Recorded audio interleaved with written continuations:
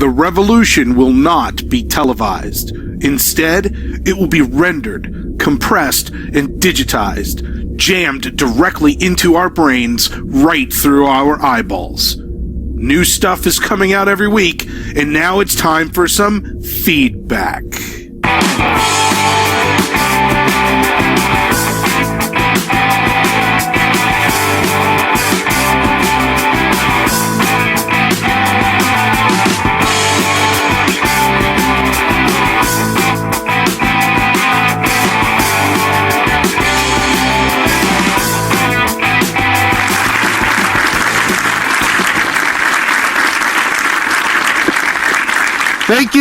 Thank you. Hello, everyone. Yes, this is Feedback with Reverend Kyle. Thank you all for watching. Again, I have to start off this show by just apologizing profusely for the awesomeness from last week's episode. Last week's episode was just so amazingly awesome. What we did was we showed you how a talk show is not supposed to go.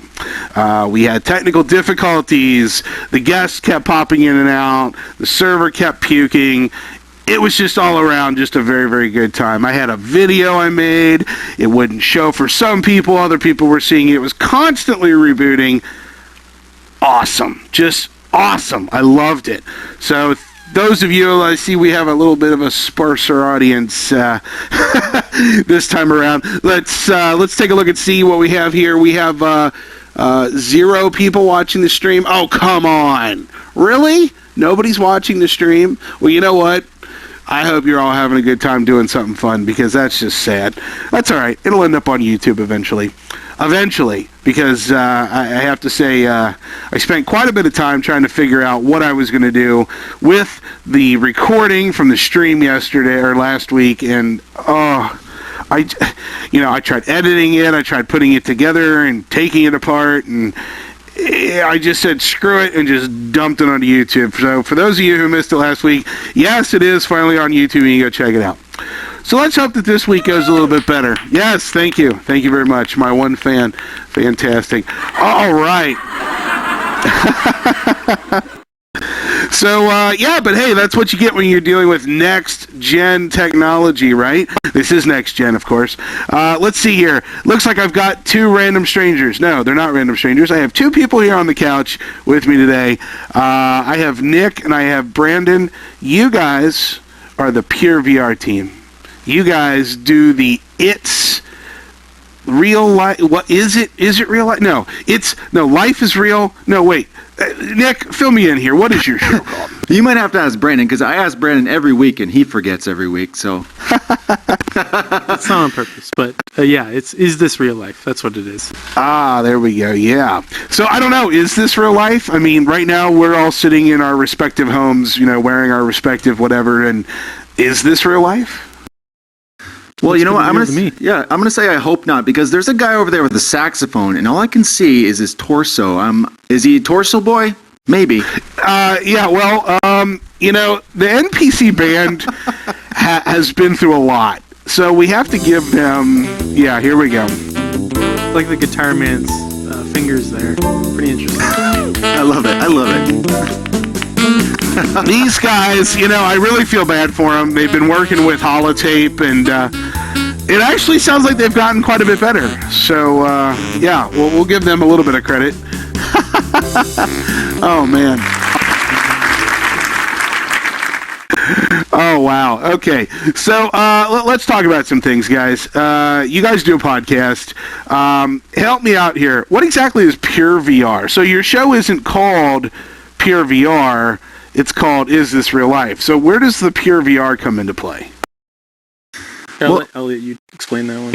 Yeah, I guess I can tell that one. It's a little story. So how that came about. So pureVR is our channel. It's like our brand name, I guess you could call it, right? And Is This Real Life? ITRL, that's our podcast. So what happened was, it was quite a few months ago. I think it might have been in April. And I was listening to a podcast, and right now I can't remember the name of it. I actually checked back on it just a few weeks ago, and they don't run their podcast anymore. But it was supposed to be a virtual reality podcast, but every episode they'd go on like a 20-minute tangent about something completely irrelevant, usually like an Apple Watch or something. And I was like, geez, you know what? I want a podcast it's pure VR, pure, just like all VR. So I was like, we'll just call it pure VR, I don't know. Oh, smart. I think I know the podcast you're talking about. Yeah, there was a couple guys, and it started off really well. It was actually a decent podcast, and I had it listed in my Stitcher, I think, and all of a sudden, just poof, they disappeared. Yeah, it was too bad, because usually I enjoy listening to them. There was usually a couple of guys, different guys, and a girl who was on the show, but I can't remember the name of it. Yeah, I think it was like VR Gamers or something like that. No, it wasn't them. They started, might have been just around the same time we started, VR Gamers, but I really enjoyed their show. They talked about a lot of games, like just gaming in general, which I really enjoyed, but they did fall off the face of the earth. Well, and that's the thing, when you're doing a podcast, until you're 10, 15 episodes in, you're not established. You don't have an audience. You don't have, because you guys are already past that point. You are just now starting to probably see the fruits of your labor. You're probably just now starting to see, wow, we've got an audience and people emailing us constantly. And, well, I mean, I'm hoping that that's what's happening. Yeah, that's exactly how it was. Around the time that we had Abe Hunter from Rifty Business on, and then we had you on the show just shortly after. It was around that time that we finally started seeing incline. Before that, it was just kind of an up and down, kind of a straight line, but now it's like on a steady incline, which is really cool. It's really cool to see. When I first started my podcast, I was like, who else is talking? Who else is actually talking about VR? And I would on a regular basis go to Stitcher and iTunes and type in Oculus Rift or virtual reality or, all those other search that you would logically do to try to find content. And you'd get an episode here and an episode there from different people, but nothing pure. And then, nice. Yeah. So, I am... Most of my regular listeners and fans know that I have quite a bit of a commute back and forth between Cincinnati and Dayton, and so I end up with a lot of time on my hands, 2 hours almost every day. What do I listen to? I listen to you guys. I listen to pureVR. I listen to the Left-Handed podcast. I listen to Bobby Blackwolf. I have to thank you guys because you're giving me something to listen to once a week. It's really kind of cool. Well, thank you for listening. You're very welcome. So, Brandon, you seem to be the straight man in this, or am I wrong in this? Are you the Abbott or are you the Costello? What are you saying here? I don't even know what that means. You don't know who Abbott and Costello are? Well, I know who they are, but not too well. Well, which one of you? Which one of you is the jokester, and which one of you is the straight man in the show? Well, considering I start the show with giving Brandon a silly name, I guess I could call myself the jokester. What was the last one? Is it not? What I call you last time? The something about put the chocolate in Willy Wonka's chocolate factory, but no, you put the Willy in Willy Wonka. You did. I made that one up. Okay. You certainly did. That was yours. Wow. Yeah, no, I like that. It's something that it's kind of hard to figure out how to open a podcast or even a show like this. Of course, I started this one with a huge apology, but how do you start a show? How do you get people hooked immediately? And that's really a hard thing to do. But you guys do that. You kind of have a routine. You have a pattern, a structure to your show, which I guess this show maybe could use a little bit of that. But are you happy with it? Do you want to do more with it? Do you want your show to become something more, or are you just satisfied with the layout that you have currently? Well, I think it's still evolving. We're still changing things. We're actually just restructuring it. The last episode, we talked about that, actually. Yeah, we just recorded an episode last night, and we changed the structure a little bit, just a tiny bit. We added, like, our weekly seemed to be, 75% of the show, and it felt too bulky, so we kind of were separating that news portion into different sections. So there's actual game section where we'll actually just talk about new games right in that part instead of just this big mesh of, whatever.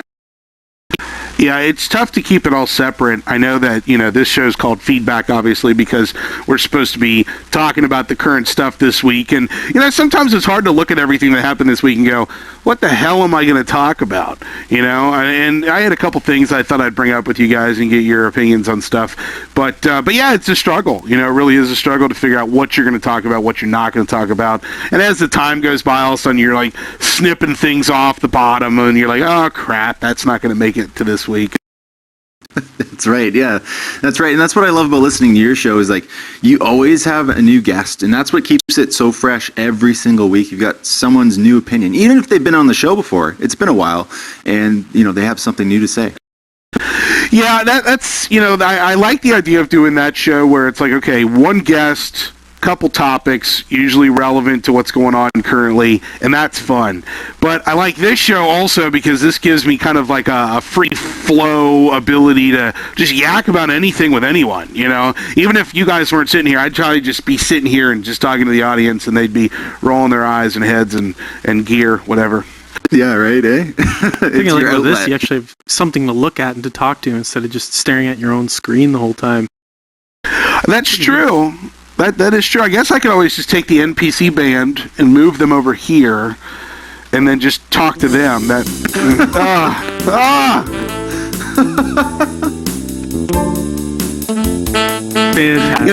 Actually, the guy with the blue shirt looks like my old dentist when I was a kid.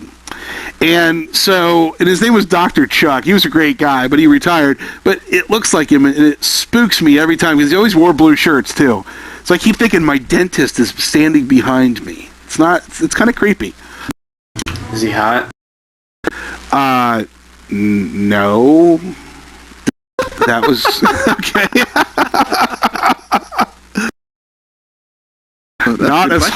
Not as hot as your mom, dude. Oh, son. Snap. Perfect. Yeah. All right, let's talk about some crap. Let's see here. Let's talk about pureVR and STEM have both been throwing out updates left and right saying, it's coming. What do you guys think? Which one do you think we're going to have first? That's a tough thing to gauge, really, because not only with these two companies, but other ones in the VR space they're always throwing up these dates like crazy, especially some like we've seen with, what's that company? I always forget the names of these companies. What's the one for the walker, the runner, the input device? The Virtuix Omni? Yeah. Yeah, the Virtuix Omni. Like, they're throwing up dates for, it seemed like years almost, but they finally have a solid date to be at CES. Well, okay. So I mean, they've had solid dates before. We'll see what happens. But by the way, it has been years. Just so you know. It has. And I don't want to throw it off onto different products, but I'm more hoping for pureVR. It seems more applicable to me. Like I think I'd use it more than I would STEM. See, a long time ago, I had this conversation with Cymatic Bruce, and we had come to the conclusion that we wanted both because we wanted the controllers in our hands to move around. We wanted those controllers from STEM, but we wanted the body motion and all the IMUs and everything from pureVR, and so we kind of wanted both of them, and I still feel that way. I backed both of them. I want both of them equally. I actually don't want either one of them to show up first. I want them both to show up at the same time. But did you guys, either one of you, back one or the other or both of them? No, I didn't. No. I could not afford it. If I had the money, I would be all over it. And at this point, I would Every be, single but one. Yeah, I couldn't.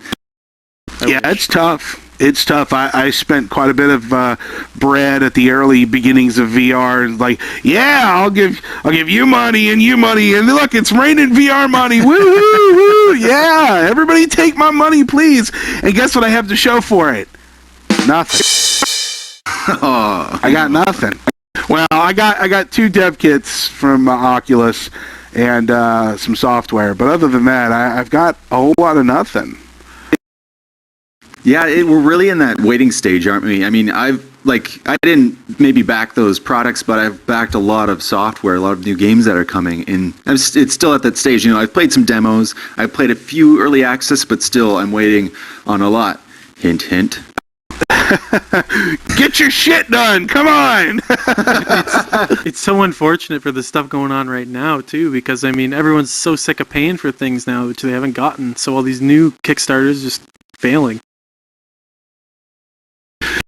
Yeah, I kind of wish that I had the ability to. I guess you have to have some patience, and I know people never make their deadlines and stuff like that because they're always waiting for something new, or they need something to occur first. I've been saying recently to most people, they're like, "So, what's the status of VR?" I keep telling them that we're behind, at least 6 to 9 months behind where we need to be. Based on where we thought we would be a year ago or 2 years ago, we are so far behind. And I'm not saying anybody in particular is to blame, but I do think that there are some key players who are kind of holding people back a little bit. I don't know. Am I being too mean there by saying that? That sounds about right to me. It feels that way, but I feel like there's nothing else that, what can help that, really? There's been so much that's happened. Especially when you just look at Oculus, is that maybe we always say this when we talk on our podcast, Oculus could have just sent out their DK2 as an actual consumer Rift, but they want it to be right. And I think that goes across the board with all VR companies.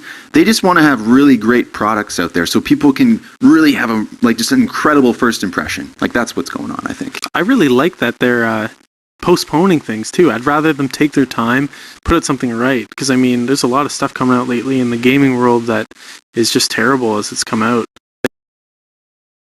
But at what point are they waiting too long?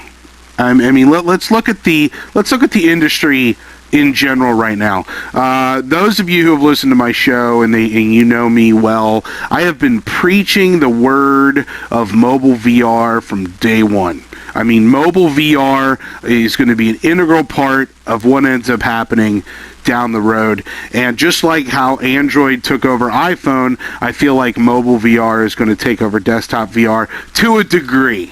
I think there's always going to be certain experiences that are only going to be capable on a desktop unit, and I'm not going to deny that. You're never going to see, my Note 4 run Technolust. I know that, and so does Blair. It's a fact of life. I'm going to have my desktop, but the majority of people are going to get introduced to VR through mobile devices. And what do we have? We've got Google with $30 worth of cardboard and plastic lenses and an NFC chip and some Velcro. You got Dodo Case, who's selling 60,000 plus units of their version of the cardboard. You've got Durova's Dive, which, to be honest with you, I used way more than my DK1 for showing off stuff to people. It's a shame my Note 4 doesn't fit into it right now. And you've got the Immersion Varelia, the Go, which there's a funny story there I'll tell you here in a minute. And then you've got all sorts of other knockoffs. Mobile VR is going to be there. It already is kind of out there. People are saying, oh, the Gear VR is going to be the first consumer product. Not really. The first consumer product has already been out there, and it's been out in the wild for a long time, and people are sticking their phones in them, and they're using them, and they're showing it off to people. To say that it's the first consumer VR, why? Because it's got an extra gyro in it? Sorry, it still needs a piece of equipment called a phone to make the damn thing work. So, I don't know. Again, am I being a little too crazy here? No, I think that's... Sorry, go ahead, Brandon. I can't wait for the Gear VR myself. I think maybe they're saying it's the first consumer one because it's something, it's being pushed the most and it has the biggest price tag, so people think it's going to be the benchmark, end-all, VR, whatever, portable. I don't know about that, but I'm excited to get it. I got my Note 4 just for it, so that's saying something. Well, so did I, right, yeah. I think a lot of people got a Note 4 because they wanted to have that Gear VR experience. I don't know. I had this conversation with somebody else recently, and I think I kind of backpedaled a bit from what I thought. I thought Gear VR was going to be the answer, and I don't know. I'm not really sure. I mean, there are a lot of things that Gear VR is going to give us, and one of those things is, quite honestly, maybe a closed system. I mean, are you guys seeing that there's going to be like a closed system going on here? Yeah, which I think is good for this, because it means they're only gonna release something that's quality enough, I guess. But yeah, make sure everything's up to a standard. I agree with that too. Yeah. So you think that the idea of the standards and the filters and all of that stuff is a good idea? Up to a certain point. I mean, at first, yes, because we don't want just everybody diving in and capitalizing, just saying, oh, this is VR compatible, when it just makes you puke. But then after a while, I think it should be opened up a bit and not keep it as closed down. So let me share something with you. I've got 4 children, all different age groups. They have tablets available to them, or their phones now. 2 of them have smartphones. And I look at the apps that they've downloaded, and there's a lot of Minecraft clones and Mario clones and just really, really crappy, inferior clones of games that really shouldn't exist, just based on just poor programming. Thank God they were free. The kids aren't allowed to buy apps unless they have permission. But, I look at it and I think, really, Apple restricts what's allowed on their store, and as a result, they don't have all this fluff. But at the same time, these kids are going out and they're taking their Androids and they're going into the market and they're trying everything until they find something they like. And then all of a sudden you get these crazy ass games that are super popular and all the kids are playing it. Like, I had one the other day, they come over, they're cracking up playing this game. I'm like, what are you guys playing? It's this 2-legged, like, spider looking thing, and you have to tap on the screen and make it walk. And each time you tap, it takes another step from the other leg. I'm like, holy shit, it's tap, quap. You guys remember quap? Oh yeah, that. Yeah, oh yeah. For me. I'm like, where did you find this game? And they're like, oh, everybody at school is playing this. It's the biggest game. Everybody's playing it right now. Really? Really? And I just think to myself, okay, so these kids are going to be able to take their cardboard or whatever cheap, under $100 knockoff, generic Walmart or Target brand cell phone holder, put their Android phone in it, and download whatever the hell they want. And then we're going to be sitting here with a $1,000 piece of equipment on our head going, this is so much better. This is so superior. Look at the penguins. I mean, I don't know. What do you think? Am I going the wrong direction here? No, I think that's exactly what we're going to see. It is essentially what we've seen with cell phones and smartphones, with their first intentions was to be intuitive, to be really useful, especially with business, right? And now we're seeing with gaming, obviously, is the biggest part of VR right now is in the forefront is gaming, right? So we're seeing these intuitive games, these really artistic ideas, especially with certain developers. I know, like with Blair Reynolds, you had on your first show here with Feedback, we had him on our show, and I love his demo. It's one of my favorites, and the direction he's going is fantastic. But like you said, with these silly games we see with smartphones, exactly what we're going to see happen with VR as it becomes more widespread. I think there's been several times where people from Oculus have said, oh, bad VR is going to kill VR. That's a little self-serving, don't you think? Yeah, I'm open to any kind of thing coming out. I mean, you choose what you want to play. It doesn't matter if it's bad or not. I mean, if you want to play the bad stuff, good for you. If you want to pay a little extra, then even better. But we're talking about mass adoption.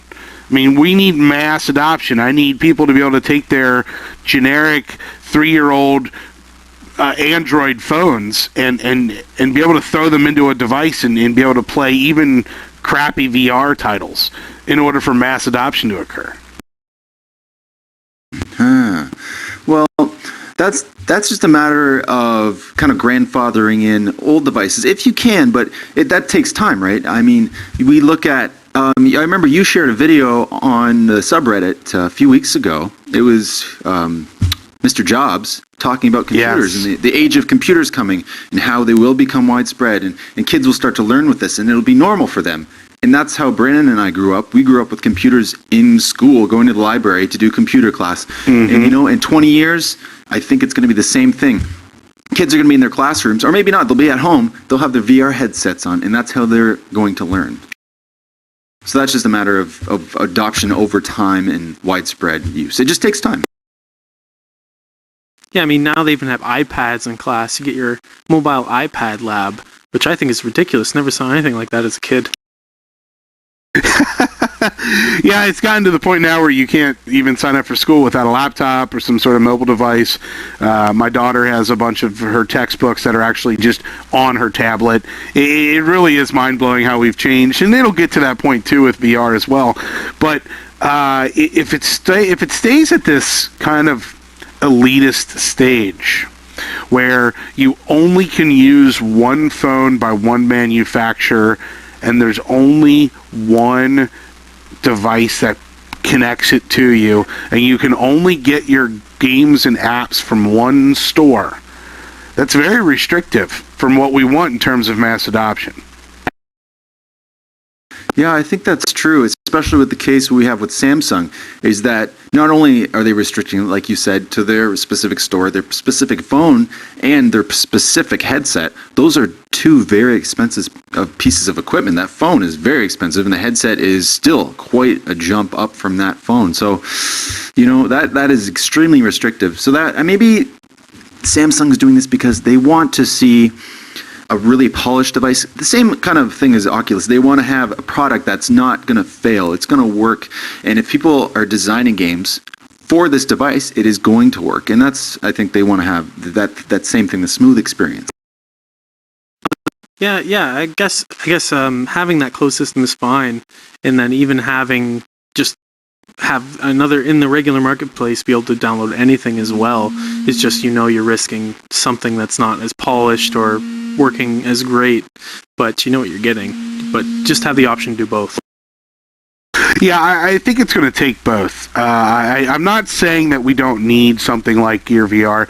I'm just saying that we also have to consider the fact that it's going to be much easier and cheaper and wider adoption if our developers are pushing for just straight up Android, whatever they use, the Durova's Dive SDK or whatever Immersion Virelia is thrown out there, Alter Space. There's going to be options, and I really want to make sure that developers realize that you're probably going to end up making more than one version of your game. You're going to probably be dropping in different SDKs to get to that wider audience.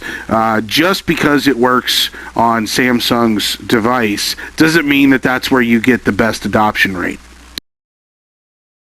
And that goes with standard phone apps right now, because obviously when Apple first released the iPhone, it was huge. It was a big leap for smartphones. Everybody wanted it, and everybody wanted to copy it, right? So all of these apps started coming out. Tons and millions and millions and millions of dollars being made. But now, what are we seeing? Android is more popular. More people are developing for Android because there's more people buying those apps. It's going to be the same way. So whoever's the largest base of people who are using whichever VR apps or whichever VR device, that's where the developers are going to go. Yeah, and it was really kind of a shock to hear Samsung come out and publicly say, we really want the developers to jump on board with this, and we really want the developers to feel like they can, come on here. We want the developers to create content because everyone knows content is king. And that's all well and good, but they're saying this after they announced the device, and they put out an SDK that none of us can test on our Note 4s until our AT&T or Verizon or whoever puts out an update, which kind of dissuades me from wanting to use it at all. And then once I do finally get to use the mobile SDK, it only works on that phone with that device. I can't use it to design something for the cardboard or for the Durovis Dive or the Go. What's up with that? I mean, it's very discerning. It's very disappointing from a developer's perspective. Yeah, I didn't even really realize that. Especially for us in Canada, it's going to take even longer for those updates to come out. Well, Canada, are you guys even getting the Gear VR? I would hope so. I think so. We don't have the Note Edge, but I really hope we're getting the Gear VR. Like the watch, we're getting a lot later too, so I'm guessing we're going to get it just later. Fun. You'll get it right before they announce the Note 5 with the Gear S2, or the Gear VR 2, or whatever they're going to call it.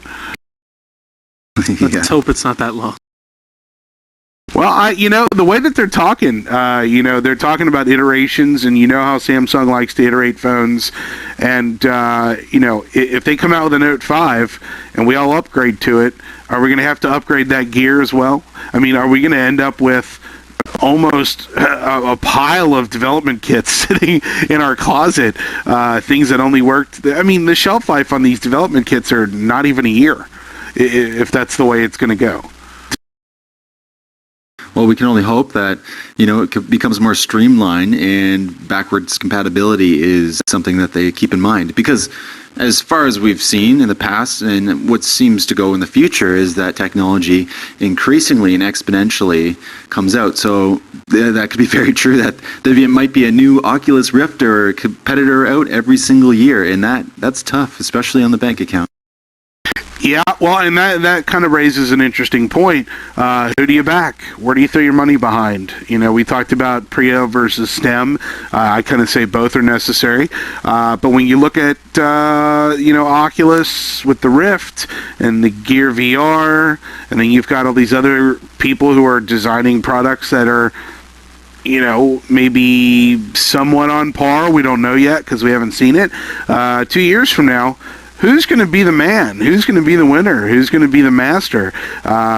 Do we need the best? Or do we need the most cost-efficient for public consumption, for wide mainstream consumer VR to take place? Do we need something to be at the top of the list, or do we just need a bunch of mediocre devices? I really hope we can have a little bit of both. Because, I mean, it is a lot of money to get the Oculus going. I mean, even my computer wasn't cheap at all. And then the actual CV1, you're going to need a really beefy video card for that. And, I mean, the video card's probably going to cost more than the headset itself, which still isn't cheap.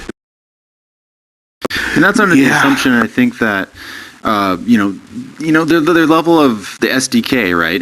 It's assuming that it's staying the same and they're not optimizing any further. I'm sure it's going to get easier on the PC, but still, it's a lot of computing power. Well, you're doing everything twice. And so if you had a computer that was adequate for just regular gaming, it has to be twice as adequate in order to run VR at that same level. That's right. And I even saw that in your first feedback episode on YouTube, somebody commented about the graphics and the graphical quality. And yeah.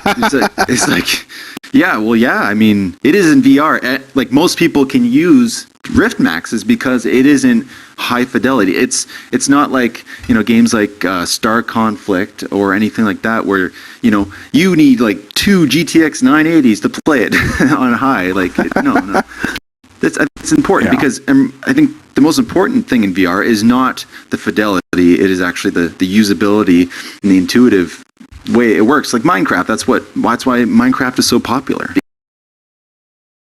Oh yeah. Yeah, that is just so much fun. Isn't it? Yeah. Podcast. I didn't even like the game before. Like, I really would not play it. I got super bored. Once we started playing it VR, I'm just hooked. It's awesome.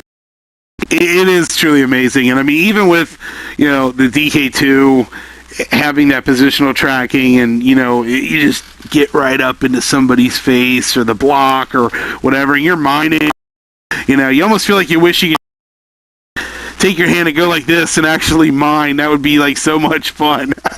Just like the spatial awareness, like you get claustrophobic.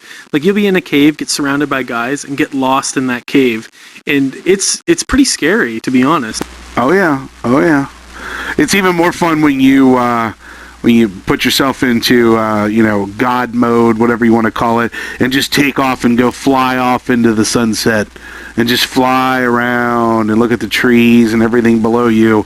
Oh, that's so much fun. I gotta try that. Yeah, we gotta try that. So I was talking to Brandon yesterday because I've enjoyed Minecraft for years. First time I heard about it, first day I went home and played it, and even when in VR, it's 10 times better. I just absolutely love it. So I made a craft server, right?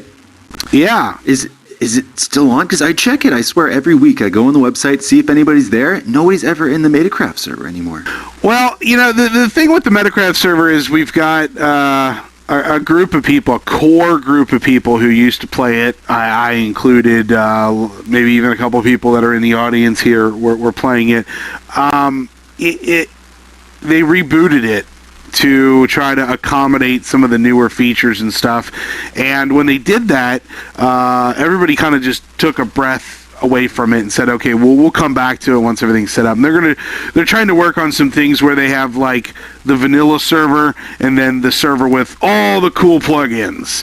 The problem is that some of the plugins work, some of them don't. And so there's kind of this lull right now. But yeah, I mean, as soon as they turned it back on, I went in, I started building a new church and getting it going.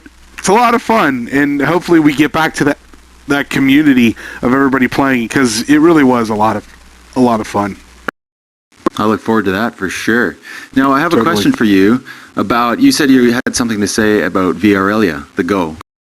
Yeah, okay, so all right, Immersion Verelia, I had an opportunity to hang out with those guys at the SVVR Expo back in, what was that, March or April, whatever. And, or no, I guess it was May. Yeah. Great group of guys. They're from Europe. I think they're from Spain or something like that. And they had all these different setups that they had. So they had like the Pro, and it was like this huge square blocky with 2 screens.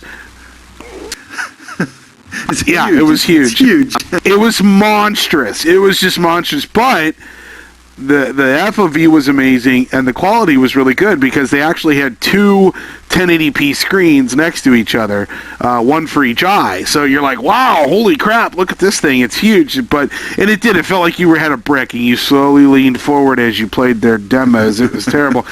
But no, and then they had the Go, which was their like mobile version, and they just threw whatever their high-end, I don't even remember what phone it was. It could have been like one of those weird Oppos or something like that. And they put it on my head, and I looked at it, and I adjusted it and did all the fun stuff, and I looked around, I'm like, this is actually almost better than the Dive. There were some updates that they needed to do in terms of their optics, but it really impressed me. And so they actually paired up with Tiger Direct. And Tiger Direct is a website we all know. I mean, you go order shit, they take PayPal, it's great. I go in, I'm like, oh cool, they're taking pre-orders. So the day it went live, I went to go pre-order. Something was screwed up, as things always are. And so I waited the next day. I actually tweeted the Immersion Verelia guys. I'm like, hey, I want to pre-order, but it won't let me. And they're like, oh, we'll fix it. And they sent me a note saying, okay, it's ready. Come on, and go ahead and order it. So I pre-ordered it. And I waited. A couple days later, I get an email from Tiger Direct. Your order has been canceled. I went, oh, shit. Why? Why did it get canceled? So I sent Immersion Verelia a nice note on Twitter. I said, hey, you guys, what's going on? And they're like, oh no, that's terrible, let's get all of your information, let's get into Tiger Direct and let's figure out and everything. And so got my money refunded, everything was square, and they're like, okay, we've got it all sorted out, go ahead and order it again and we'll put you back in line, all that stuff. And I'm like, okay, great, man, this is fantastic, they're taking care of me. Obviously I'm Reverend Kyle, so they want to take care of me. So everything's, yeah, right, Nice. Seriously, yeah. Man. Right. So, I'm conversing back and forth with them via Twitter, and all of a sudden, I kind of snarky kind of said, hey, it's a shame you can't kind of push a couple of them out for, those of us, your bigger fans, get them earlier. And he goes, well, we're doing the best we can. We'll get them out as soon as we can. I said, okay, that's fair. I don't want to, any special treatment or anything. Yesterday, I get a tweet or a message, an instant message from Twitter from them. Holy crap, we didn't realize who you were. We didn't realize that you're the guy with the podcast and Road to VR and all that stuff. Holy cow, we're so sorry. We're going to try to see if we can get you one even sooner. And I'm like, whoa, wow. Wow, you guys didn't even know who I was. And you were giving me, like, the absolute best white glove service. And you just thought I was just some random dude ordering your product? Wow. Just wowed me to death. Yes, yeah, I know. I was like, holy crap. And they're like, yeah, we're so sorry. And then they're like, can we be on your podcast? I'm like, yes, absolutely. Once I get your product in my hand, I get a chance to play with it, I will gladly have you guys on, because I think that's a great story. I think it's fantastic what they did. Just a good customer service story is always worth sharing with others. So, if you're looking for something, I think it was like, it's $90. That's includes shipping. You get a holds up to. It does hold the Note 4. I specifically asked them if it holds the Note 4. I'm really looking forward to having that product show up before Christmas. That's great. I'm really glad you mentioned that's a fantastic story. I love to hear good customer service, because I know we have a lot of problems here with customer service when it comes with phones. But that you mentioned VR Elliot, I actually just got an email yesterday from somebody from the company, because if nobody was aware, there's actually a VR convention going on Sunday and Monday here in Toronto called Immersed VR. I think Immersed VR. It's immersed, regardless. There's a VR convention, but I got invited by VR Elliot to come try their mobile headset. So hopefully I get to try that on Sunday. I hope you get tried out. Let me know, because I'd love to get something to put my Note 4 into before the Gear VR. Well, yeah, and that's the thing is I was kind of like, when is Gear VR coming out? I pre-registered, to pre-order, to pre-purchase, to pre-someday. If I have it in my hands before 2014 ends, I think it'll be a damn miracle. But this thing is going to be here, and I'll be able to take it to Christmas with my Note 4 and be able to show the 800 people that'll be at my family party VR through the Go, as opposed to using the Gear VR, which is what I thought I was going to have. So, it's funny how things change. But, yeah, it's definitely worth a look. Immersed, I think, Blair was talking. I think they sucked him into talking on that thing, too. So, be curious to hear how that goes. Some of your Canadian brethren were talking about, ew, they're doing it in Toronto. Ew. Yeah, it's a great city. Hey, I've been there. I liked it, He had a Tim Hortons, so, Where doesn't? It's everywhere. Oh, you should hear, they're upping their prices. Canada is in a crisis at the moment because of it. Oh, no. I'm going to have to... What? Am I going to have to pay extra for my Timbits? Oh, yeah. So what, you got Tim Hortons down in Ohio? Actually, yes. Yes, we do.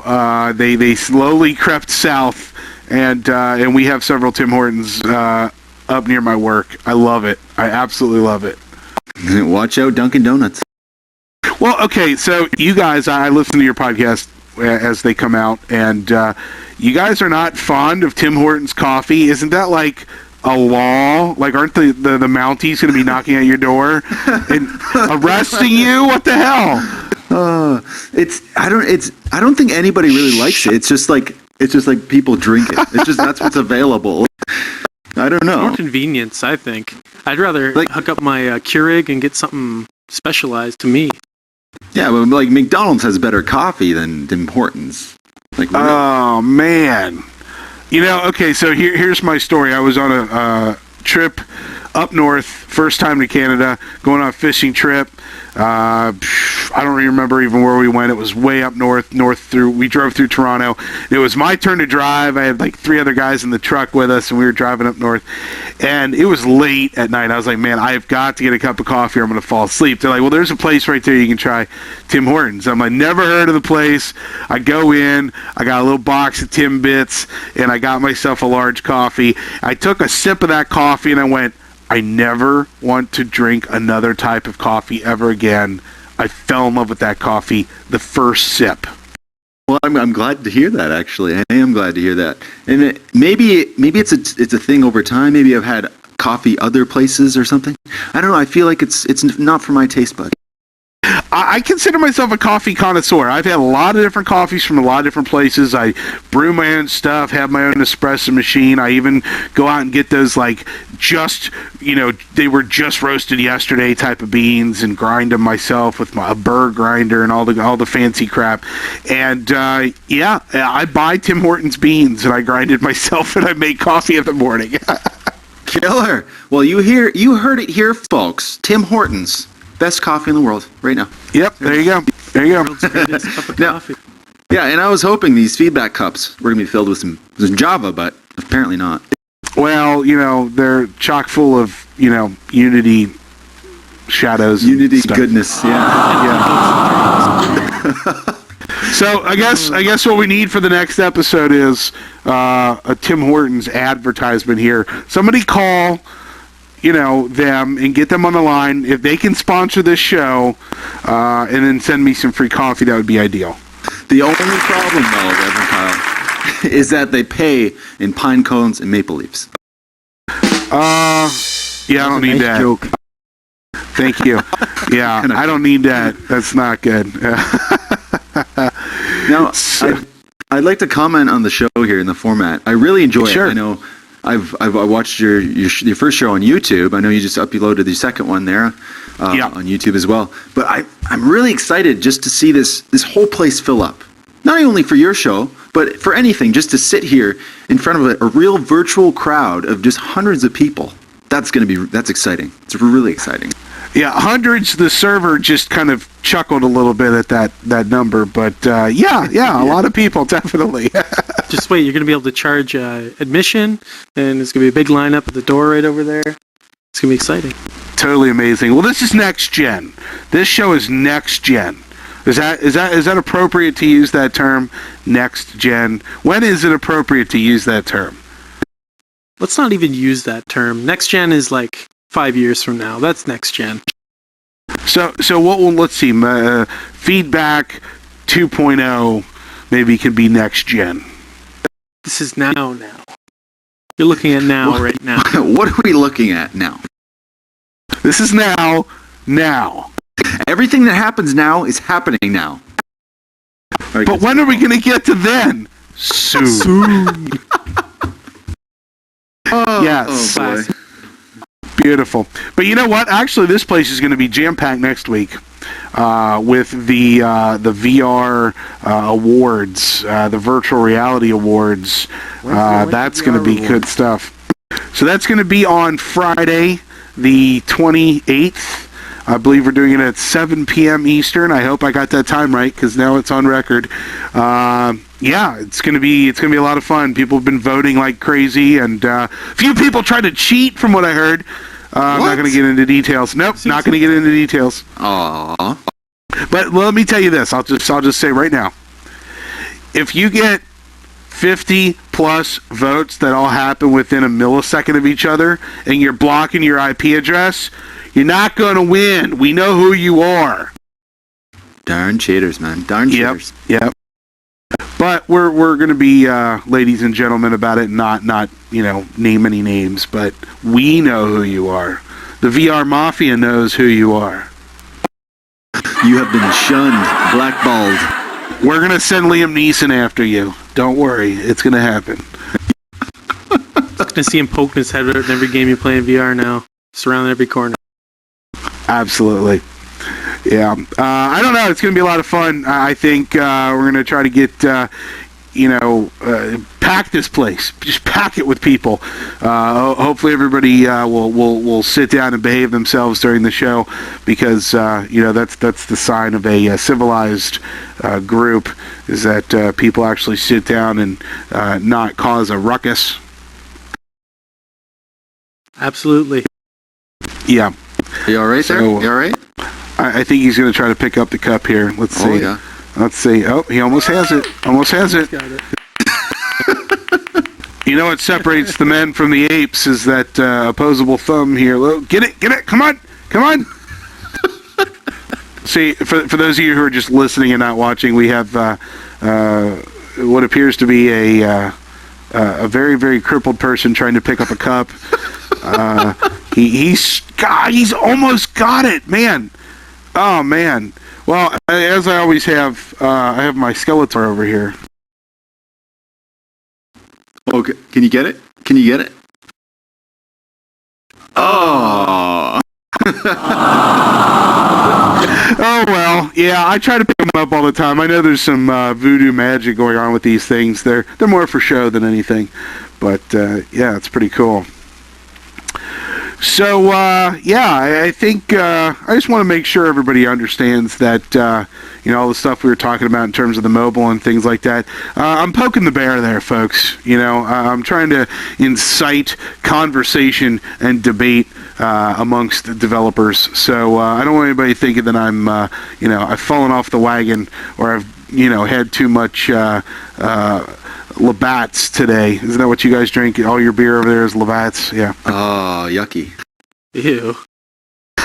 It's like the States, but there's less water in it. That's like the Creedence. That's what the Creedence drink. Is that what it is? Yeah, we've got Milwaukee's Best here in Cincinnati, which I don't understand because it's not good. Oh, Pabst Blue Ribbon. PBRs, baby. Hell yeah. You know what's some good American beer is Miller. Wow, really? MGD. Oh, not good? No, well, I mean, there's better stuff, but I don't know. Oh, there's this one I tried the other day. It's banana bread, and it's one of the most delicious beers I've ever tried. Yes, my wife's favorite. Yeah, she loves that banana bread crap. Quick question. You woman. It's tasty, man. You gotta try it. How do you What you got, Nick? Was what a question? Well, you got the weirdest thing going on behind you right now. I bet I do. Yeah, that's okay. That's all right. Again, this is what happens when the cages get opened up and the animals are allowed to run free. Go play the drums there for me. We need a drummer.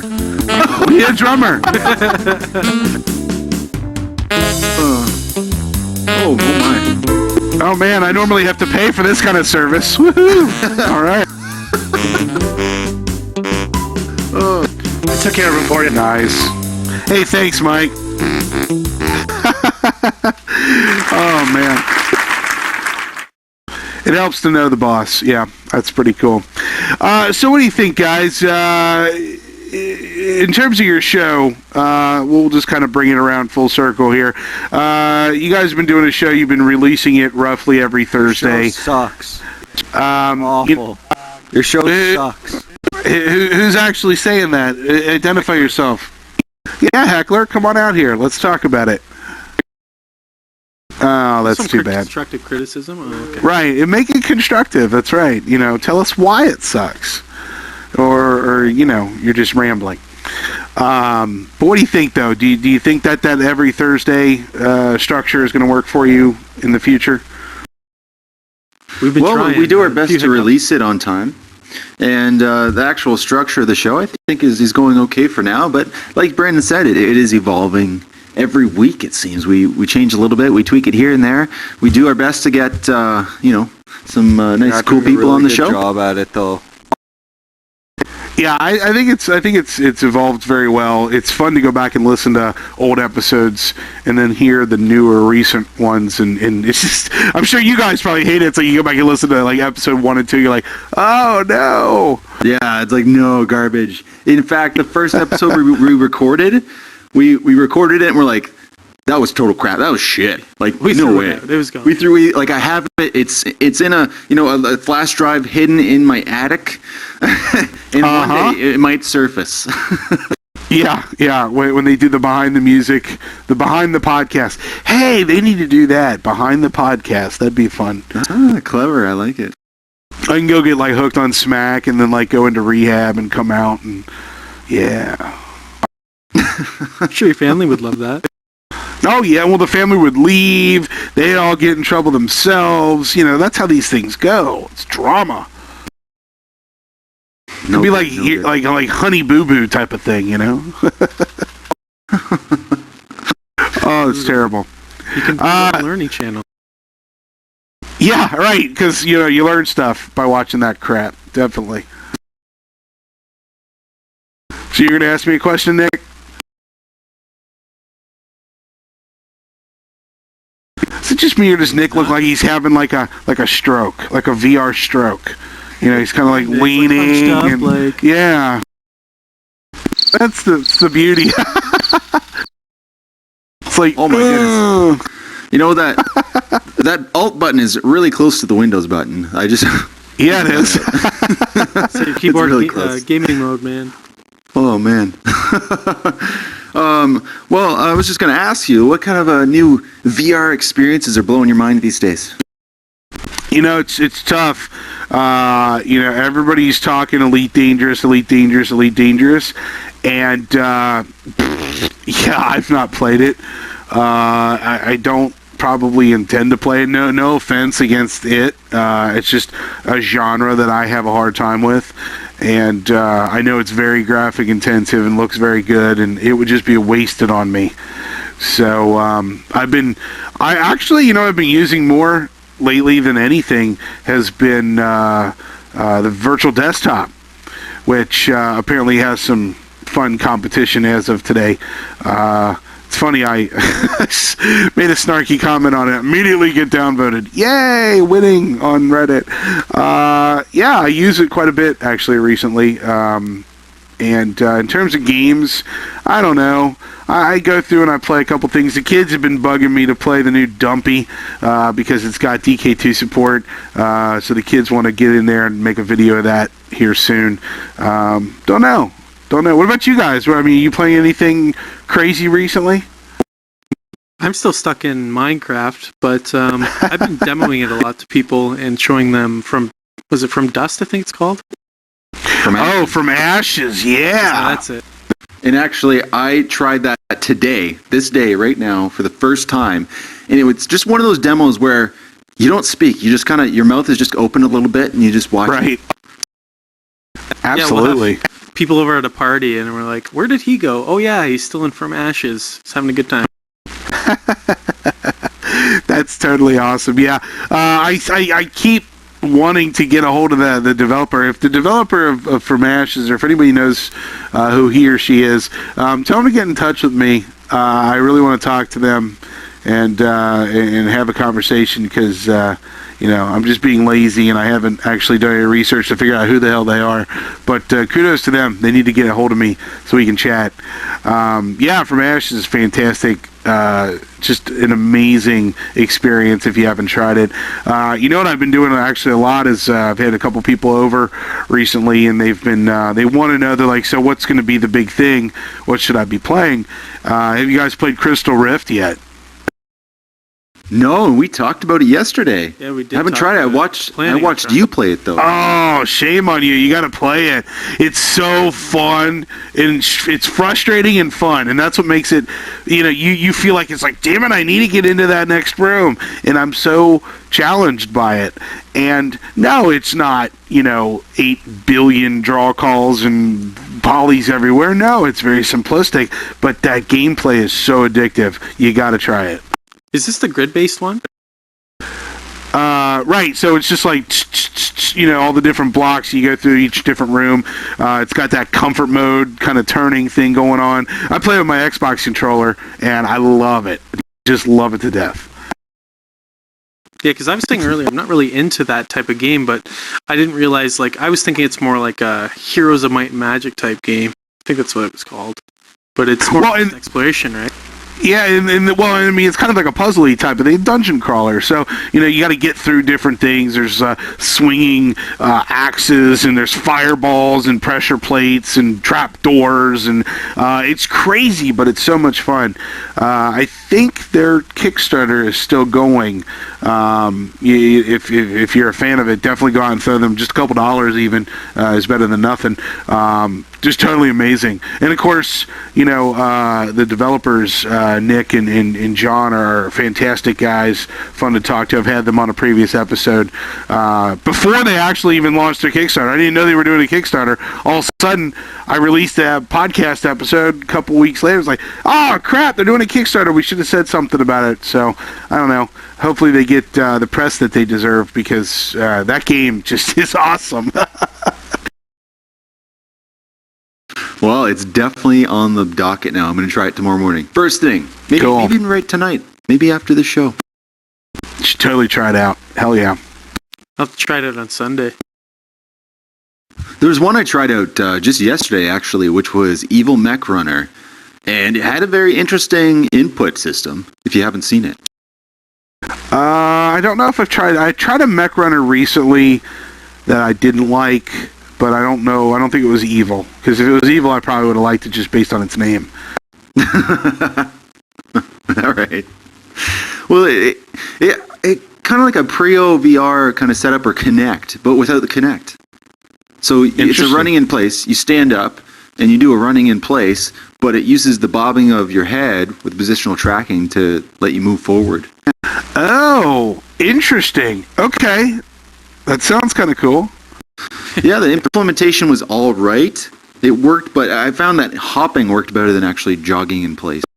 It always looks like whenever you stop, the thing you're going to fall over. Is that the end music? All right, well, you know what? I guess we're over.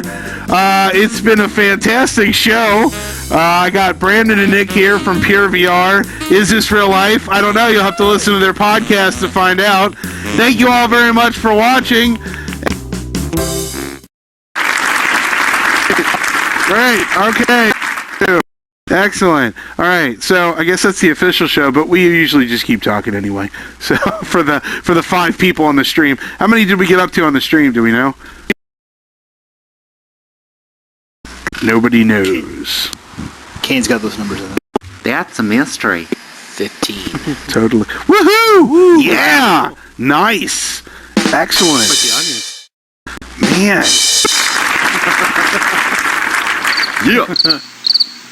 Oh, wow. Cool. So, what I'm going to try to do with this episode, since it actually went really well, is I'm going to try to rip the audio out of it and release it as a actual podcast, as well as putting it on YouTube.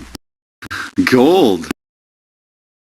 Yeah, I would have done it with last week's episode, but that didn't quite go so well. So, well, I was planning on watching it anyways, but I'm going to watch it, especially excited to watch it just to see what happened.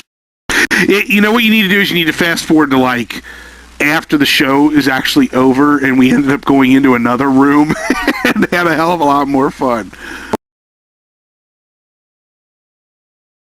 We were all jumping around. Allie was giving lap dances. It was amazing.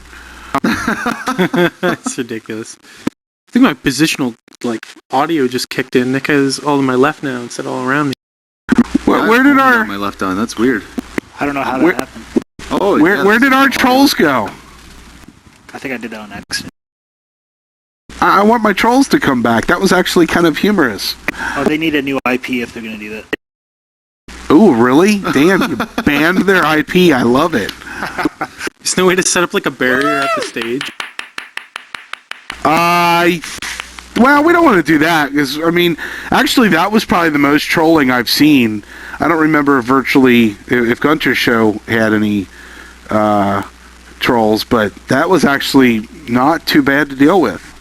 Yeah, people are pretty tame in these things. I know I've watched Gunter's show quite a few times, and it's never been like that. But I enjoyed it. It was funny. Yeah, it was. So I do want to point something out, since we're still streaming. It was brought to my attention that very interesting. I have a very interesting groinal area. Is that true? I've got a nice little shadow.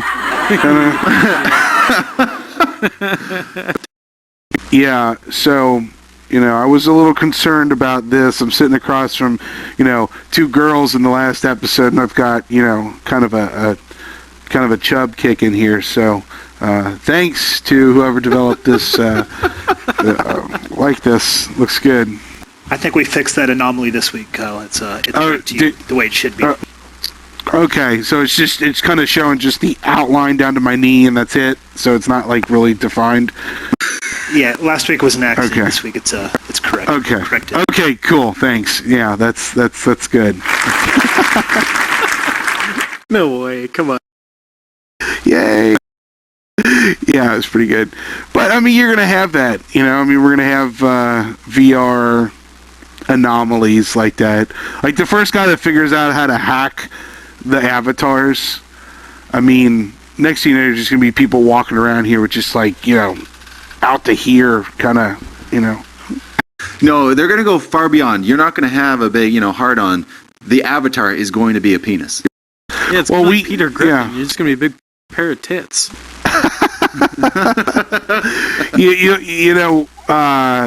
You guys got to check out VR chat. That's the one thing that VR chat with the customized avatars. I've seen some avatars in there that make me not want to be able to sleep at night. So it's kind of interesting.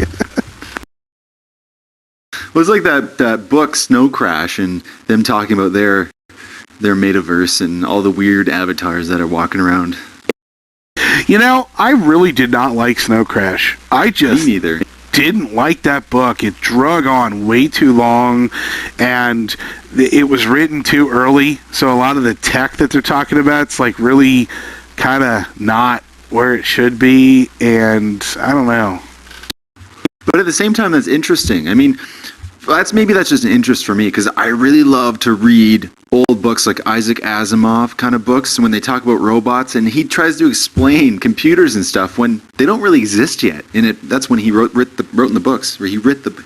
Oh my god, I can't speak English anymore. He done written a book. Writing good.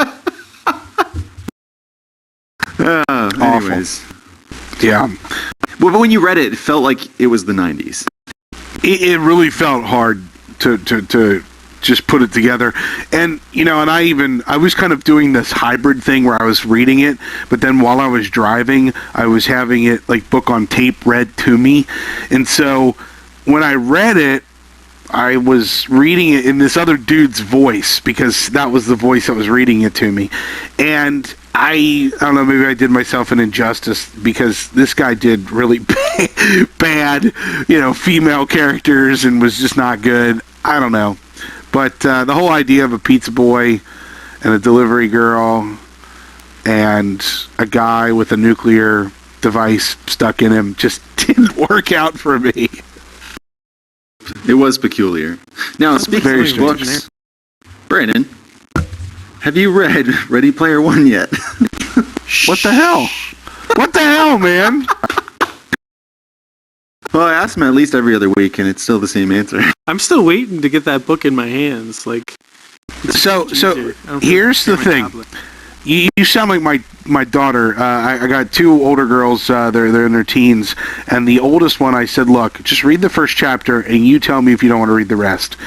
And she never came back to me, and I was like, "All right, well, maybe she didn't do it." She comes back. She's like, "I'm done with the book." I'm like, "See, it sucks you in.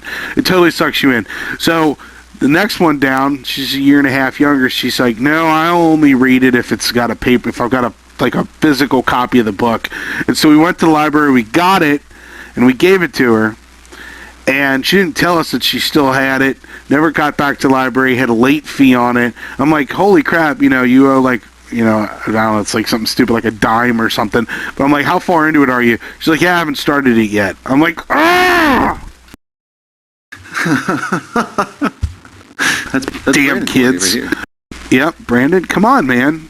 You gotta get on that. You gotta read that book. It's definitive. It's okay, gold, I will pure gold. read it. Start reading it tomorrow. I promise. It's so sad that you haven't read it. You know what? It's like and even if you don't feel like reading it because you're just lazy, that's fine. I get that. Go get the Audible Will Wheaton. It's like a 15 or 16 hour investment. You can listen to him read it to you, and he does a great job with it. Yeah. Is it worth listening to, or should I just read it myself? Your call. I've done both now, so it's up to you. Yeah, I've done both. I enjoyed reading it more than I did listening. Okay, I'll read it then. For me, it was 50-50. Of course, I was driving back and forth to work, so for me, it was kind of a distraction.